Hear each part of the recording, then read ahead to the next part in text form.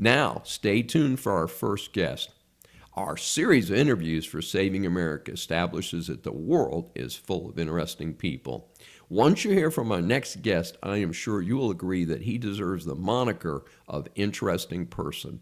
Saving America welcomes Jim Oberweis, who's a successful entrepreneur and common sense conservative. He's committed to helping reform our government, holds a BA and an MBA from top schools. He launched a career in the financial services industry, eventually starting and publishing a small cap growth investment advisory letter for 25 years. Started a stock brokerage firm and launched a family of no-load mutual funds. Today, Oberweis Asset Management manages approximately $5 billion in gross stock assets and is now run by his son, Jim.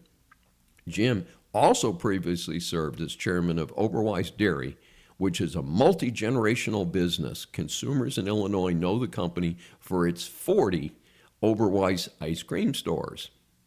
Jim has long been active as a leading member and support of the Republican Party and a conservative in total.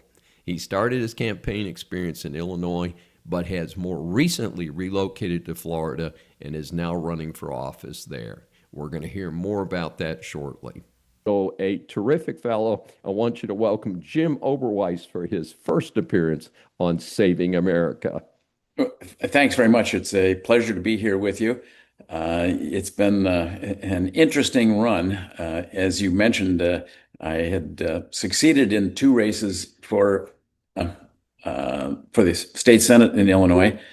I had also, in 2014, became the Republican nominee for U.S. Senate against Dick Durbin. And as you can imagine, winning a statewide race in Illinois is quite a challenge. But I'm very pleased to say that while I lost 51-49, I did beat him in 88 out of the 102 counties in Illinois. Gave him the closest race he ever had in his entire Senate career. And he outspent me 6-1. I couldn't raise any money because nobody thought I could beat him. If I could have raised enough money, I probably could have beaten him. But that's the way politics goes, right?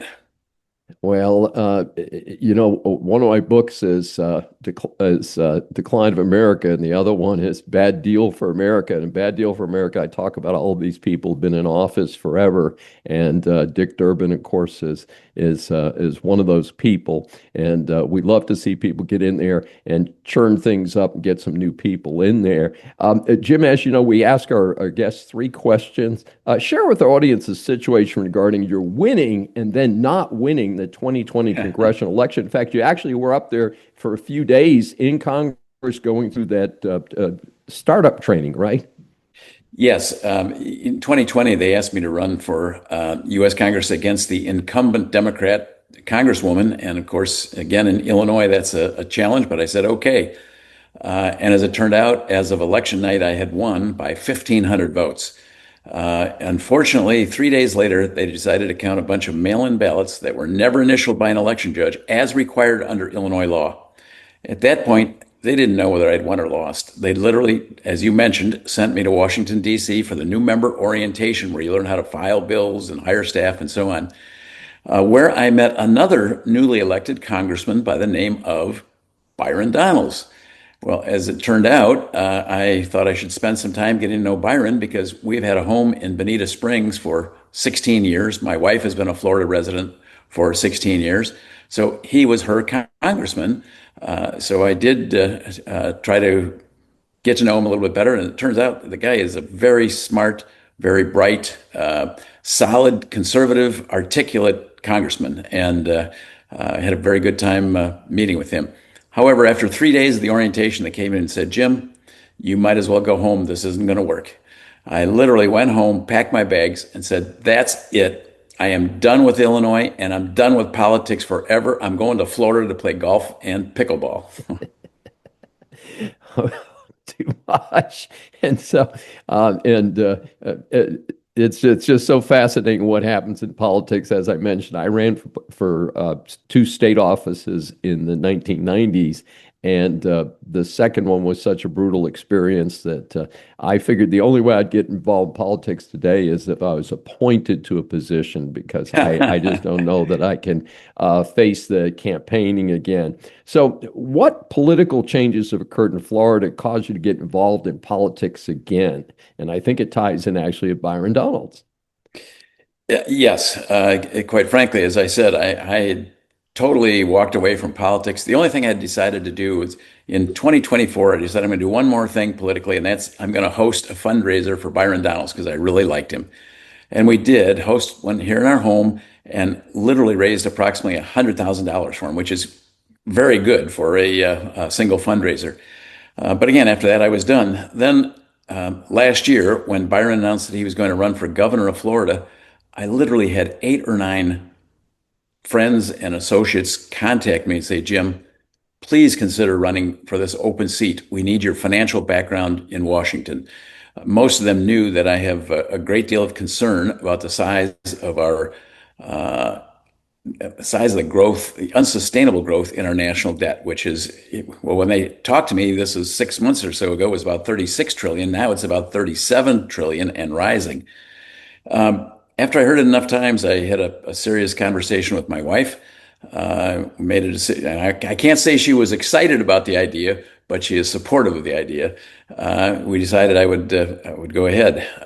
I believe that we need more people in Washington who are serving to help the country, not as a job. In other words, we need people like the framers of the Constitution looked at, people who would come serve for a limited period of time and then go back to being ordinary citizens. You get a very different type of Congress when you have that type of person serving than when you have career politicians who are there for a salary. And in fact, just to make the point, I have pledged that I will donate an amount equal to my salary for any time that I serve in Congress to charity. I'm not doing it for the money. I'm doing it because I'm concerned about that debt and what that might cause in our country. I ran our mutual fund business for many years. And when you're in the financial services market, they sometimes talk about something called a black swan event. In other words, something totally out of the blue, unexpected, that can cause very serious upset. And that's exactly what I'm concerned about with our national debt. Now, we may go on with this kind of debt. We've been with high debt for quite a few years. It's just now finally approached amount equal to our GDP, our gross domestic product. That has been a tipping point in some cases for other countries, but it hasn't been for us so far, very clearly. But what I'm concerned of, something triggers concern. People get very worried about that debt. Interest rates rise because people want to buy our bonds, and inflation starts to take off again, like we had in the 1970s, the late 1970s. And I lived through that. I worked in the industry through that. And I want to avoid that. Look, an entrepreneur. I've started multiple businesses, some of which have been very successful, particularly the Oberweis Asset Management and the Oberweis Mutual Fund business. And I'm not concerned about me, but I am concerned about my grandchildren. And by the way, I have 21 of those, and I want to see that they have an opportunity to also successfully start businesses, work in those businesses, and help to meet the so-called American dream. Well, Jim, you're singing my song, and you probably haven't heard too many episodes of Saving America, but I harp about the national debt and protecting our grandchildren. We've got the blended family also. We call it the Brady Bunch. We've got 7 adult children and 7 grandchildren, and so we call it the Brady Bunch times 2. But I am concerned for our future generations. And one of the things I say is, I don't think if we were not the United States of America with our wonderful blend of diversity and assets that are too many to list, we would not be able to continue to finance the national debt. And I think what you're talking about with regard to a Black Swan event is a very serious consideration. But the national debt has continued to increase even with a Republican in the White House. And I am hopeful that we're going to continue to reduce the size of federal government and to get things done. And I think people like you with such an extensive financial background can bring a lot to the to the table. Speaking of which, a But lot of let me just go one step further, if I may, on sure. that. A lot of candidates talk about trying to balance the budget by controlling waste, fraud, and abuse. And how long have we heard that? How many years have we heard that? And it just Decades. hasn't happened. I was hopeful when Elon Musk was in there that maybe those things would change and maybe he'd be successful. And then all of a sudden he wasn't there anymore. But I will tell you, I have some concrete plans. If I get to Washington, it doesn't mean I can get them done, but I will be working very hard on them. One, which just seems to be common sense to me, is Congress's job is to pass a budget. If they don't pass a budget, they shouldn't get paid. And let me tell you something. Yes. If Congress is in that situation where they don't get paid, and no retroactive pay, if they don't pass a budget for 30 days, they've lost 30 days pay. So if that were the law of the land, I truly believe Congress would pass a budget because most of the people are there wanting, needing, whatever their salary. So under those circumstances, if we pass a budget, we would have no more continuing resolutions, no more government shutdowns. I think that's two steps in the right direction. Furthermore, as a frosting on the cake, I believe that that budget should be balanced in every year, except in a time of war or possibly in times of recession. If we do those things, we'll suddenly start to get our handle on that debt and at least not have it increase anymore and hopefully begin to start to decrease. I have some other ideas too, but we can talk about those later. If you like, I can talk about them anytime. Well, let's transition to our third question. And we've got a tough situation in the United States. Despite Donald Trump's very substantial win in November 2024, there have been several important races that have gone to the Democrats, and there is increasing concern, you might say, on the behalf of people like myself who are Yes. very committed to balancing the budget, reducing the national debt, getting control of things, that the GOP could lose control of the House and the Congress, the Senate, in this November. How do you see the GOP pulling this out, and how do you see your campaign contributing to that? Well, believe me, having served 8 years in the Illinois Senate as the definite minority party, I'd sure love to be in the majority for a change. Um, we all know that typically the party with the presidency or the party in control tends to lose seats in the midterm elections. And I hope that's not the case here, but that's certainly something that we're all worried about, particularly in the House. The Senate seems to be in better shape, I think, than the House. Yeah. But look, in my opinion, our president has done some very good things for our country. The recent most spectacular thing, if you want to call it that, is the successful steps in Venezuela and the new steps in Iran. My guess is that if he is able to pull this off, if he's able to actually get a regime change to more democratic ideals and where people can say their own mind without fear of being shot in Iran, he's going to go down as one of the most successful presidents in the history of this country because that would be absolutely huge. But it's a gamble. I'm used to taking risks, but I don't know which way to go on this one. What the other side of the coin is, if we get bogged down in another messy situation like Afghanistan, I'm afraid we could lose several seats in the House. So the die is not yet cast. We've got still 7 or 8 months to go. I'm hopeful that when we get to November, our country is going to be looking good, and the president's going to be looking good, and the Republican Party will be looking good. Yeah. Jim, one of the things that concerns me, I was talking, one of my sons is in town at the time, and I was talking with him last night, and I said, what I observed is, unfortunately, this reminds me a lot of 1991, 1992, and George H.W. Bush, in my opinion, was a good president, and we had a recession in 1991, and because of that recession, people were downtrodden a little bit, and they said, "Oh well, if we got a Republican in the White House, we better vote for the other guys because look, our finances are not so good."